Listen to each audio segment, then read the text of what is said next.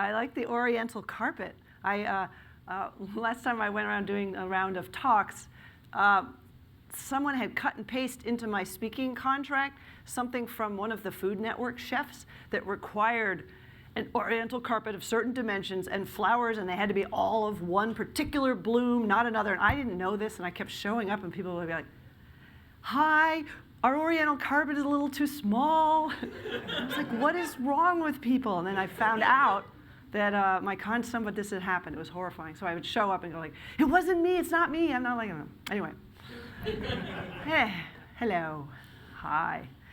It's lovely to be here. I've been at the Google, the mothership down in Silicon Valley, but I've never been here, and it's very nice.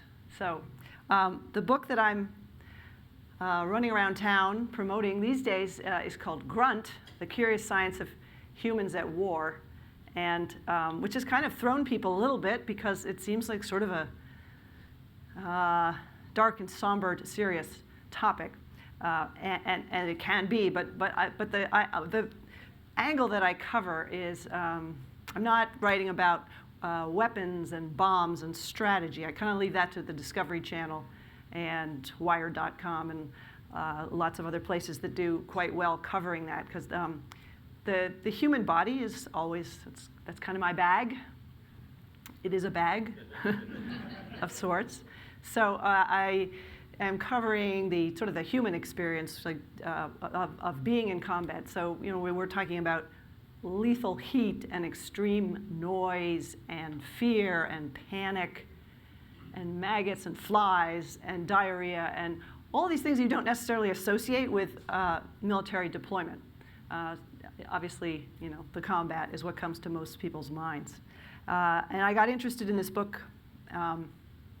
I was in India, and I was reporting a story for Smithsonian on the hottest chili, arguably the hottest chili pepper in the world. There are people who disagree, but it's called the Bhut Jolokia, and I was up in Nagaland, the extreme northeast of India, reporting this story. And while I was reporting on the pepper, someone said, the Indian Defense Ministry weaponized this pepper. And I'm like, I need to know about this. So and the science arm, or one of the science branches of the Indian Defense Ministry, is in the neighboring state of Assam. So I went over there and talked to folks about the pepper. As it turns out, they never deployed the pepper powder because it was prone to mildew.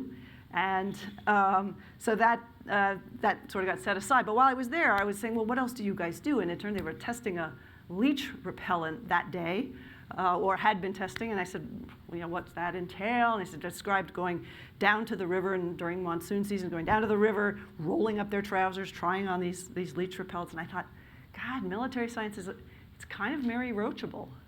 It's kind of not what you would think. And I had expected to spend more time with the Indian Defense Ministry, but they had finished up with the leech repellent project, and they were not particularly interested in my poking around there. So I came back to the US and pursued it there, and assumed that it would be very, very difficult to get access. But in fact, the Office of the Secretary of Defense of the United States has a public affairs office that deals with books, and you can send them a very brief, kind of larval, in my case, proposal saying, this is what I'm interested in doing, and they will sort of give you kind of a generalized nod of support. When initially I had thought that it would be a very formal support with like embossed letters and gold trim and something that I could present, but in fact it's just an email that I could very easily have taken out the not when they say, we're fine with this. Because as one of the people there put it, Mary Roach writing about this science is really not, this is not a big concern for us.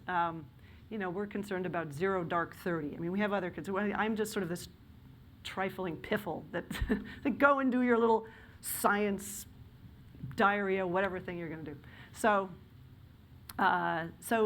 people were fairly helpful. It's a side of the military's work that doesn't get a lot of coverage, and some of the work that goes on is pretty cool, and is it's nice for those people to get a little bit of a little bit of the spotlight. So that's what the book is about. So I started out.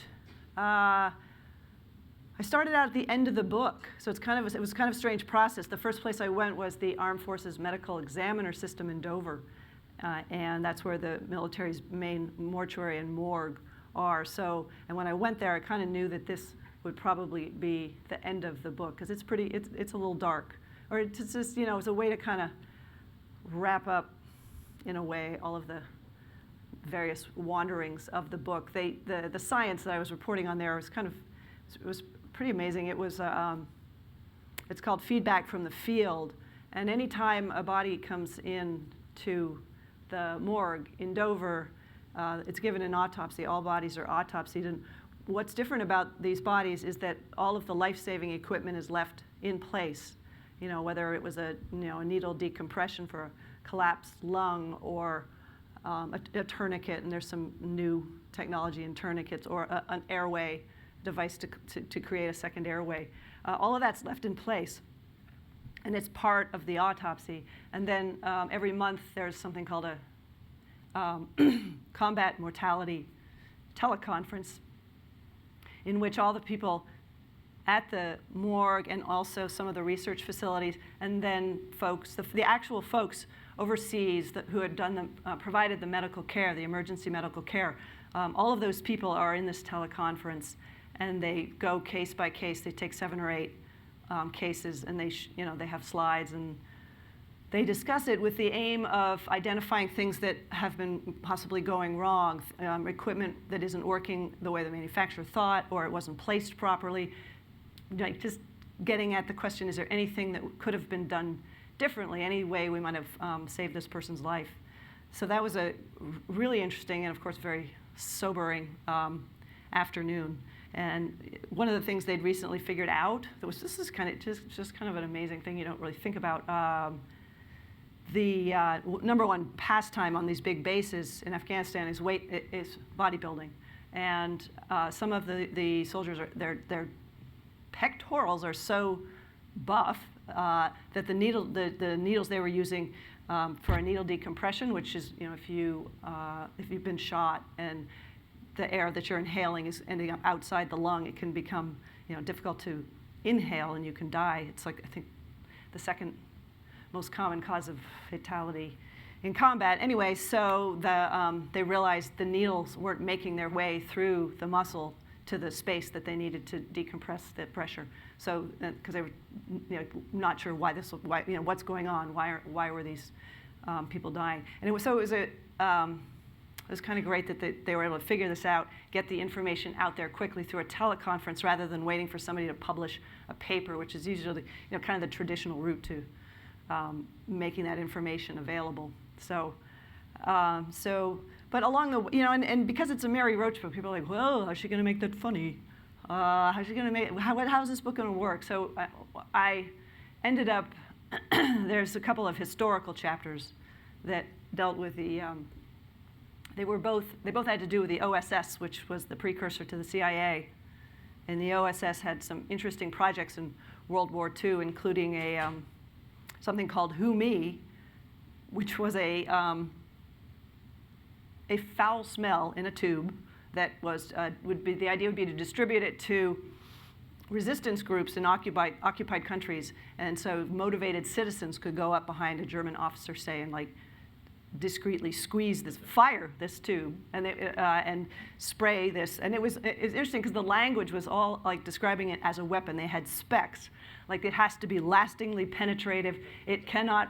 It has to withstand rain, dry cleaning solvents. It has to be, there was a range that it had to cover, and it had to do this at 70 different, it had to stink for at least 2 hours at 70 degrees Fahrenheit at a certain level. And the whole thing was sort of documented, and they hired out this chemistry company to figure out, and then there were all these memos that went back and forth about what is a stink.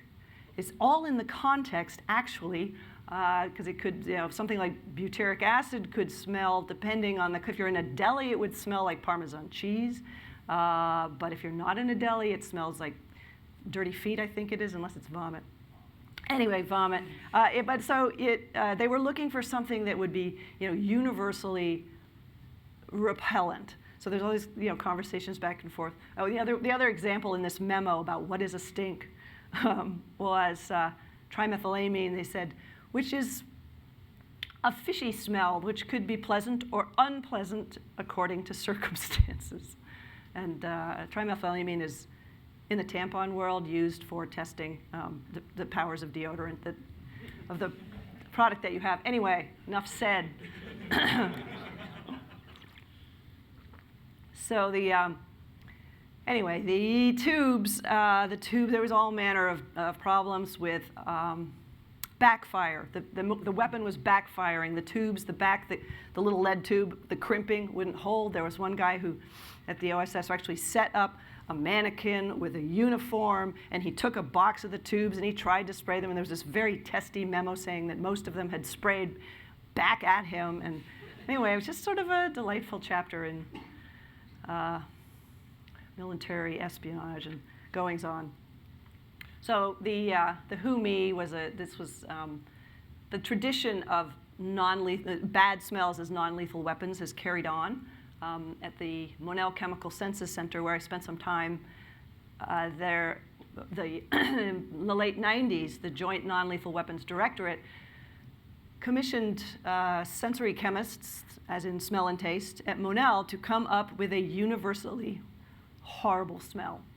And this woman, Pam Dalton, went around gathering data all over the world. She had, in her suitcase, she had little bottles labeled burnt hair, sewage, US government standard bathroom malodor, garbage, sewage. And she described when she was doing a project in South Africa, and she thought, well, I could, get some more cross-cultural data here. And she had this 15-hour flight, and in her carry-on, she had all of her smells, and she describes getting up from her seat after 3 hours to go to the bathroom and standing up so her nose is about the height of the overhead luggage. She's going, oh my God, those are my smells. And her smells, she'd forgot about the change in pressure, and they were leaking. And so she said to her seatmate, you cannot open this overhead bin for the entire 15 hours. Everything you have at your feet, that's all we can have. And then she did this. She's like, when we land, I know what I'm going to do. So they land. She waits for the doors to be open on the plane before she opens the overhead so that people will go, I guess that's just how it smells here or something. So this, and in the end, the winner among burnt hair, which was kind of a stand-in for burning body, which was thought to be that would be universally abhorred. But in fact, when you interviewed some, there were all these different cultural groups that had to say, is this pleasant, unpleasant, wearable? Is it a wearable scent, an edible scent? And for every one of these horrible scents, there'd be some group who's like, yeah, I'd wear that. I'd wear this perfume. I'd eat that, because it's all out of context, So the one that just upset and horrified everyone was US government standard bathroom malodor, which you could still get. And that is something that was devised to, they were trying to come up with a deodorizer for latrines in World War II. Some of them open pit latrines, really nasty smell, intense. So they tried to mimic that smell so they could test deodorizing compounds. So this is a really vile smell. I have smelled US government standard bathroom malodor, and it is pretty bad. So, so that was where they started. And then they're very clever. At Monell, they really know their smells. What they did for this non-lethal weapon is they added a kind of floral, fruity, sweet top note to it. So when you take, because when you're presented with an unknown smell, you take a tentative little whiff. And if that top note is nice, then you do what's called the keeper inhale. So people go, oh, this is nice. And then they'd get this just like wall of smell. And it tends to stay. It keeps, for something about it, she was, Pam Dalton is the chemist. She was like, it keeps rebinding to the receptors and you get stuck in your nose. And I have in my closet a sample of stench soup that is in a bottle, sealed with paraffin, double bagged, in a box, and I haven't had the courage to open it. It's kind of a, it's like this mystery box that's just sat there for over a year. And I don't really know. I thought maybe I'd bring it to the Republican National Convention. I don't know what I'm going to do with it, but I will open it somewhere. I was going to bring, I thought maybe, I'll bring it along. I could bring it to Google. And then I thought, gee, it could get into the, the air conditioning, the system, the, ventilation, and you guys could be out on the street for days. So I have to be a little bit careful with my stench soup. So anyway, that's stench soup. But for the most part, so some of the humor is kind of the historical elements. And the other thing is just I'm such an outsider to the military culture, and it really is a culture, a foreign culture. And I've not spent any time in it.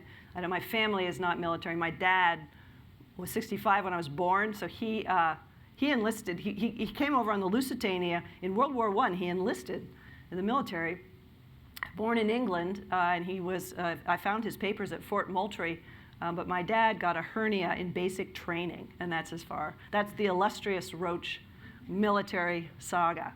So it's not a personal. It's not a personal history by any means.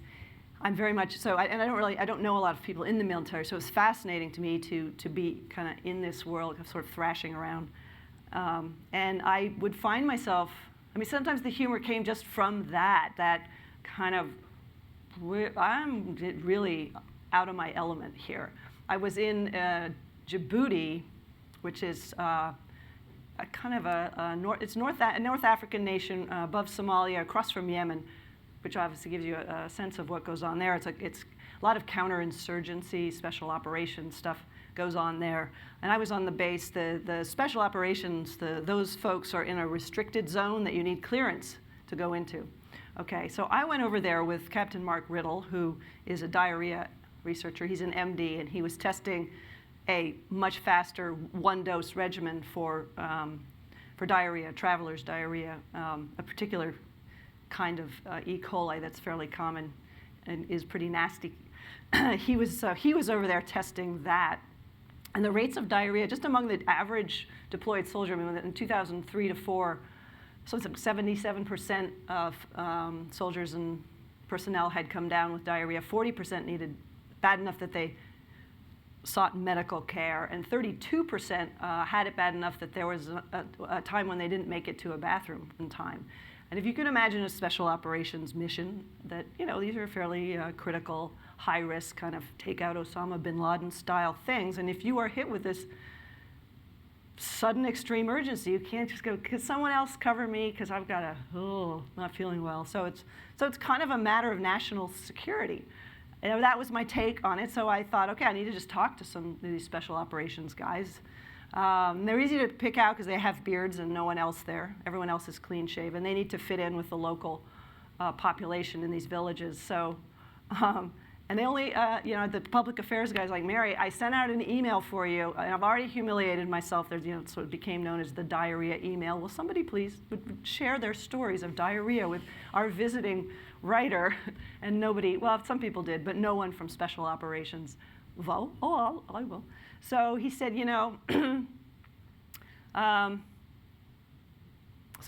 Captain Riddle said, you probably, you're going to have to talk to them over dinner. They only come out to eat. And Seamus, the public affairs guy goes, and to steal our women. Anyway, so my only opportunity to talk to these individuals who are a little intimidating to someone like me was in the dining facility. So it created this kind of wonderfully awkward scenario of crossing the room to approach this very sort of stony and omnipotent-seeming person eating by himself, who just kind of looked up at us and said, "I'm done." And Seamus said, could I ask you, just what line of work are you in? And he said, "I'm leaving." And he got up to go, and I had to jump in and sort of say, my name is Mary Roach, I'm working on a book, and I actually have I wanted to talk to you about diarrhea. I know that it sounds like a silly topic, and he said, he looked up and said, "It's not. You're welcome to sit down." So it was a very interesting conversation and a very unusual reporting challenge.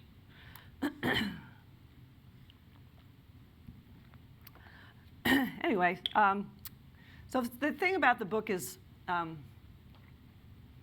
one of the reasons I went ahead with this book is because the topics are things that anybody in the military deals with a really extreme version of, whether it's overheating or back pain from heavy loads or sleep deprivation or hearing loss from loud noise. So it's something, they're all topics. The science of these topics would be sort of applicable to anybody who has a body and ears and a back.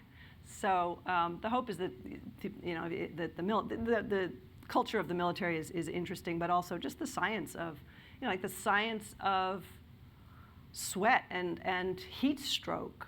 I mean, it's a big problem because the situation that creates heat stroke is this competition for bodily fluid, like specifically blood, because your sweat is plasma. It's the clear portion of your blood, and when you start to overheat, I mean, your body is a machine that wants to be in a set temperature range, and if you stray from that, it does what it can to bring it back. And the first thing it does is, is generate sweat. So all the blood is shunted to your skin, and off the plasma comes out through the sweat glands, and then the heat kind of vaporizes and takes away the heat from your body, and that's great, and it's very, very efficient. However, if you're exerting yourself, if you're carrying a heavy pack and you're running, especially if you haven't hydrated yourself well, you have this competition for a limited amount of resources. And at a certain point, that some's got to go to the muscles and it's got to go to the blood to cool you, and your body will start to shut down other things. You might not get enough blood to your head. That's why people pass out when they're very, very hot, or your gut can start to shut down, and that leads to a sort of a chain of events that can result in delirium, and coma, and then you're dead. So it's the military was trying the medical school, USIS, Uniformed Services University of Health Sciences, was working on trying to figure out, because a lot of individual difference in how well you acclimate to heat and how badly you suffer from it. So the idea was, well, could we find a blood marker or is there some sort of genetic difference between people? Can we identify who is really at risk and keep them out of this scenario? Which is a great plan, and the work, it was interesting because they have the cook box there, which is a box that they can adjust the heat and humidity and sort of create a really god-awful hot day in the Middle East with a treadmill and a backpack. I lasted 7 minutes out of the hour and a half. It's pretty brutal. And my pack only had 30 pounds, which is about what the body armor itself would weigh. So it's unbelievable how fit and how these people are and what they endure. But like anything, something that seems like would be a good answer, it's a little tough because what happens, you take people out of things like, okay, this guy, obviously, we've been able to identify these people are not going to fare well in extreme heat, so let's hold them back. And then so the people who are fit end up doing more than their fair share. They're the only ones you can call in to do a really hard job, and so they push themselves and then collapse. So it's just a really hard. And there's an environmental medicine unit at Natick Labs that has a mannequin that sweats, that they figure out like these sweat prediction equations where give me how many miles, how hot is it, how much are they carrying, what's the body armor, and you plug it all into a formula, and it tells you this is how much water per person to carry. So they're trying to get it dialed down to a science, but ultimately, it's when you get into the real world of a mission, there's always 5 or 6 things nobody counted on, and you can't. It's just really hard to hand someone a formula that's going to solve all their problems. And the soldiers are like, God, those scientists, they're like, these rules that these guys in air-conditioned offices come up with. So there's kind of a tension between the soldiers and the scientists. But they're all trying to do their job. Anyway, so it was, and the one thing I wanted to do for the book, I initially had planned to embed. This was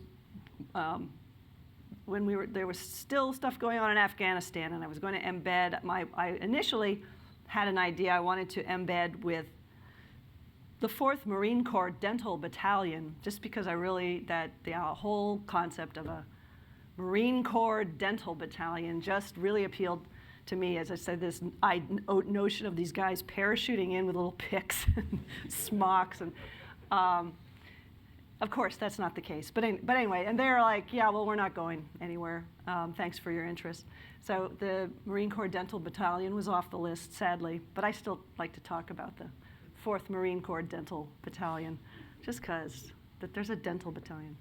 Yeah, I'm Marine Corps Dental Battalion. Yeah, similarly, at one point I thought it would be, because my editor, of course, is like, special operations, can you go out with a special operations team? I'm like, kind of think that's classified stuff, but I'll try. So I called the Special Operations Command Public Affairs Office, and I thought, okay, I know, what about, because they have their own weather command. They're their own weather people, because if you're flying in somewhere, or however you're getting, weather is important.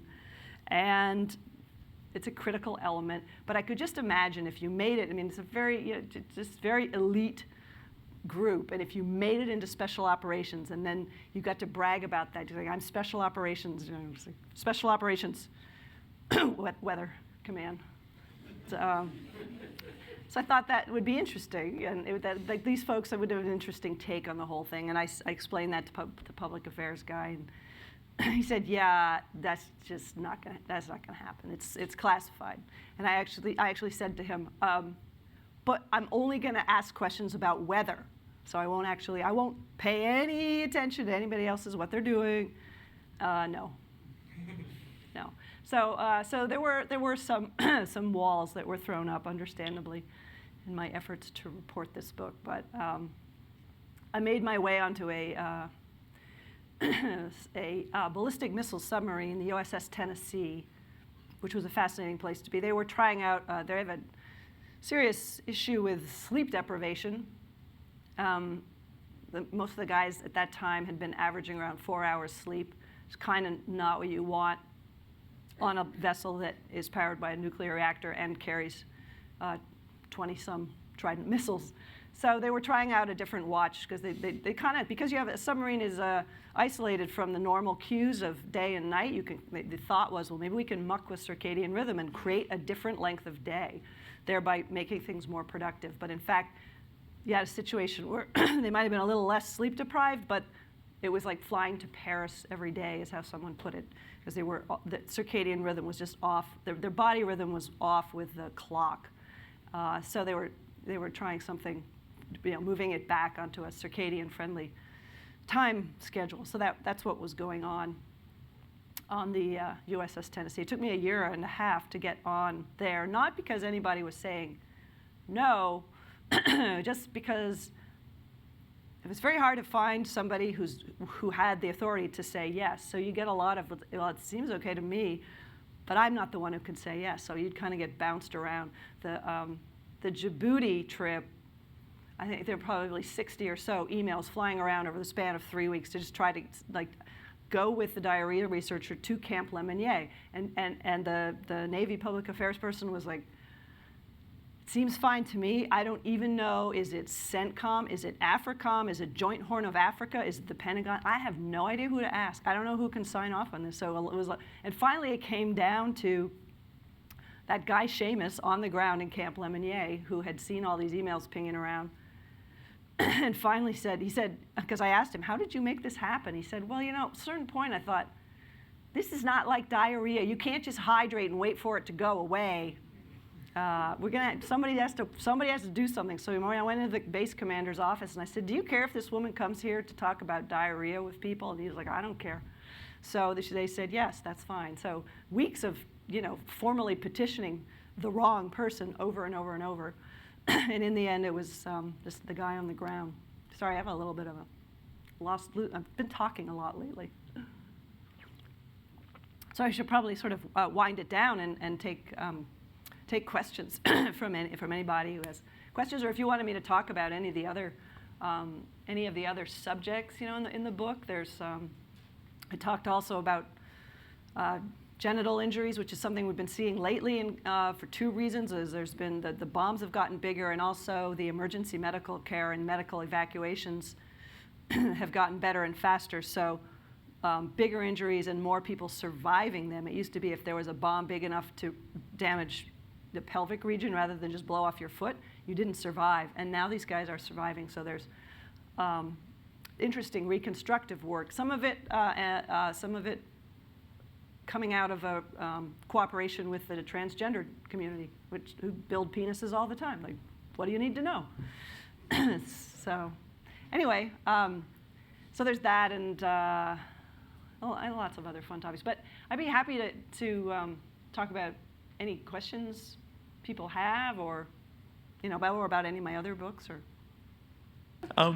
So you do a lot of research. How much actually makes it into the book, and how many of these gems are just left on the floor? Oh, well, I write everything down, because when I go somewhere, I don't really know what the chapter's about quite, because I haven't met these people. I don't really know what's going to happen, so I'm just writing everything down. I would say 0.01% of what I write down I actually use. It's insane. It's so much just stuff that, and I'll go back and look at a notebook. I have no idea what I was even writing down.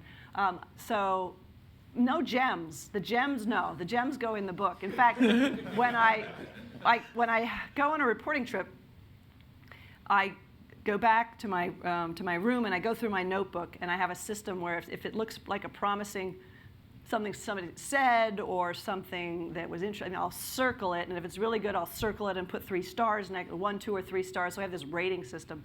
Then I pull that stuff out into a transcript, and then I print that out, and then I go through and circle stuff in there. So, and I move the really good stuff to the top, kind of just like, this is the good shit. This is going to go in somehow, and that actually influences how I shape the chapter. Like, if there's a scene that is really great, that seems like it'll be really fun to read, I'll figure out, what's the order of these 2 or 3 scenes. So I identify the scenes and then quotes, but most of it just, and when I was on the submarine, at one point, I was interviewing someone, and something was said over the intercom that was classified, and the ship's commanding officer said, "I'm really sorry, you're going to have to delete that." And I said, it's an MP3 file. I can't go in. I mean, you guys probably could.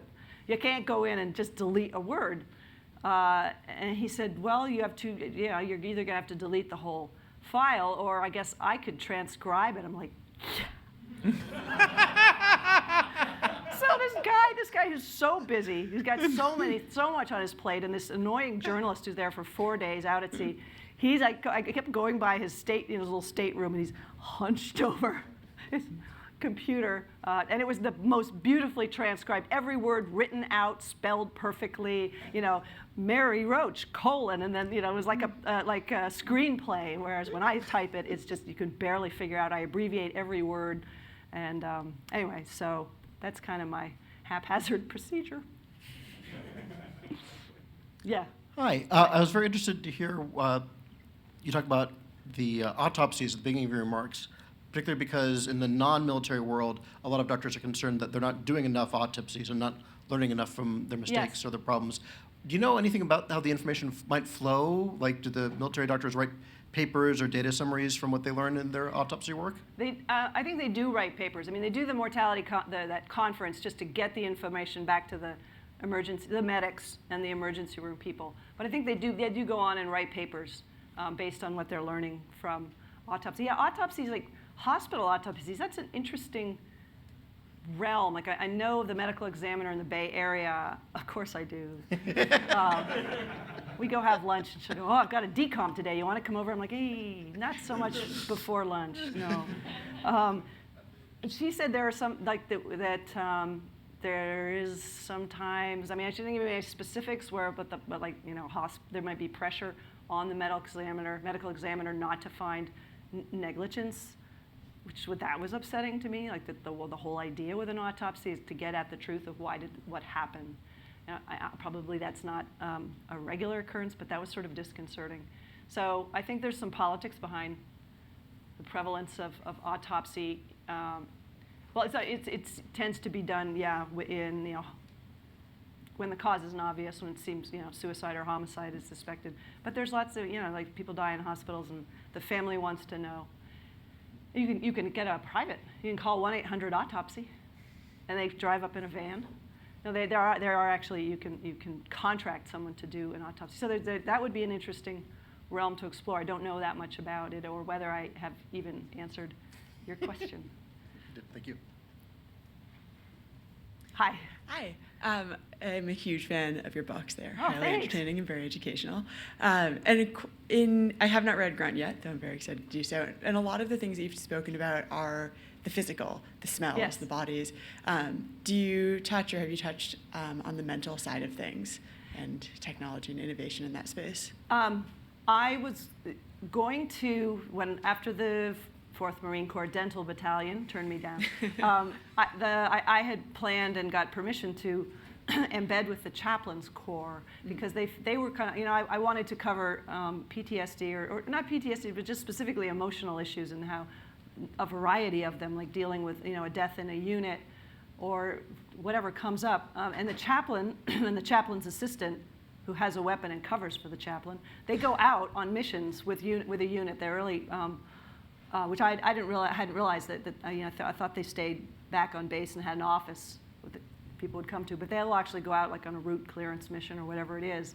So they can offer this empathy. I wasn't interested in the religious element so much as their ability to empathize because they've kind of been through similar hardships, and that fascinated me, and I was really disappointed. I was approved by the US, but then ISAF, which is the coalition umbrella organization, said no because it's the drawdown and we have hardly any journalists, and no. And I think it was more like, hey, you didn't ask us. Who says you can go? Somehow he saw an email, was like, hey, you didn't talk to me. I don't know. Do you know what they say ISAF stands for? And I suck at fighting. That's my little dig at ISAF for turning me down. Now, I don't even ISAF, the international. I don't even know what is it. What does ISAF even stand for? International. It's those guys, the overseers. It's the coalition. But anyway, because I didn't really have a narrative that there wasn't I didn't find another way in that would afford kind of. I like to have a sort of a scene and a setting and things. Right. So. And I'm usually not doing, I think I had a chapter in Packing for Mars that had to do with sort of with unique psychological components of being in space. And I had planned to do that, but didn't end up. And there's a lot of coverage of that as well, right, that other people I think have done a nice job with. Yeah. Well, thank you. We're looking forward to reading it. Thank you. Hi. Hi. After spending so much time in your research, did you find your opinions related to the military, its command structure, its politics, the soldiers, their lifestyle, or their worldview? Did you find your opinions changing on that at all? Yeah. And what was kind of the before and after of that? Well, but the before was that I had this view of the military as a sort of monolithic entity, which the more time you spend in that realm, the more you see how fractured it is. There's not just the different branches of the military, but there's the policy people in the Pentagon, and then there's the scientists and the medical people and the civilians who work. And so it became really hard to have a single opinion. I ended up having a tremendous amount of respect for the researchers who do this work, which is going toward trying to make this god-awful experience somewhat more tolerable and survivable. Those guys, those people, a lot of them were women actually in the book, were great. And so that's the main world I inhabited, and I don't really have my views on the larger entity of war and military policy, et cetera, have not changed, but that did change. Thanks. Yeah.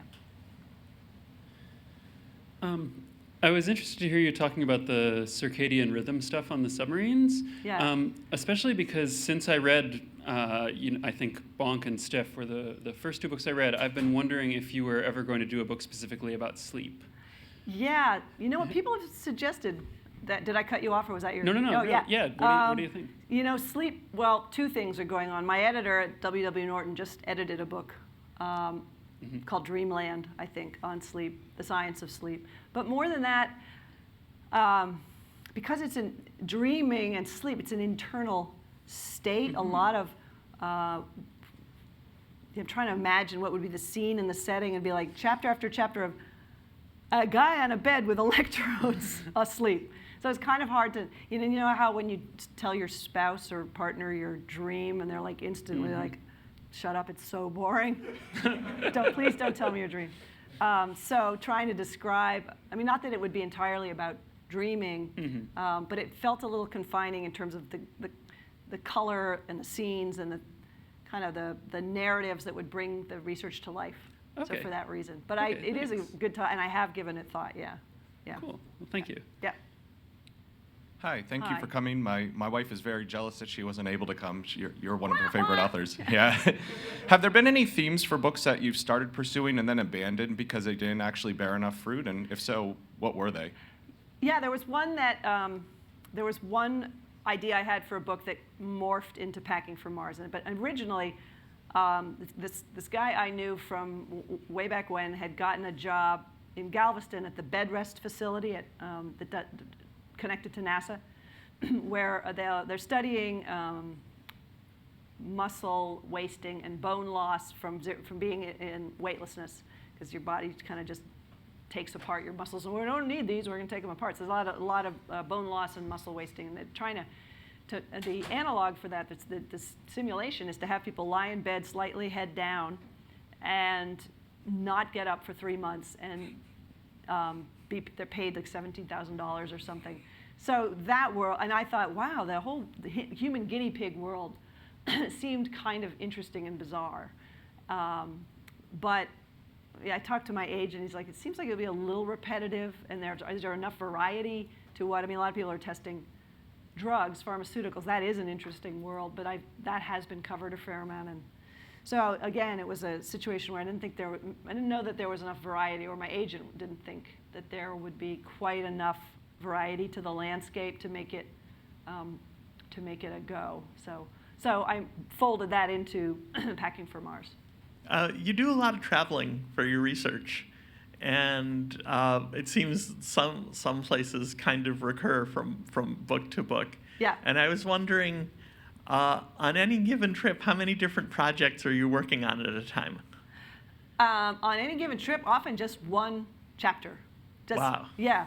The India trip, I was traveling with a friend who was doing some charitable work for an organization called Books and Water that puts in wells in villages and little portable libraries. So I was traveling with her, and then she was going to be in Nagaland, and I was like, Nagaland, I've never heard of it. So I looked it up, heard about the chili pepper contest, and pitched that. So I was doing two things there. But usually when I travel somewhere, I'm only doing one chunk of research. Yeah. And here I was envisioning some huge master plan.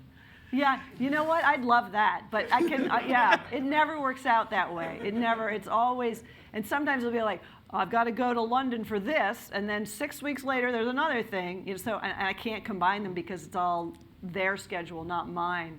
So I'm constantly sort of being buffeted here and there by researchers' schedules. That things get pushed back and delayed, and so I never go on a vacation myself because I'm like, well, no, that cadaver project might come through next month. Oh, it's been delayed. So I'm constantly not, and I don't do a lot of talks outside of book tour for that reason as well, because I may need to up and go quickly.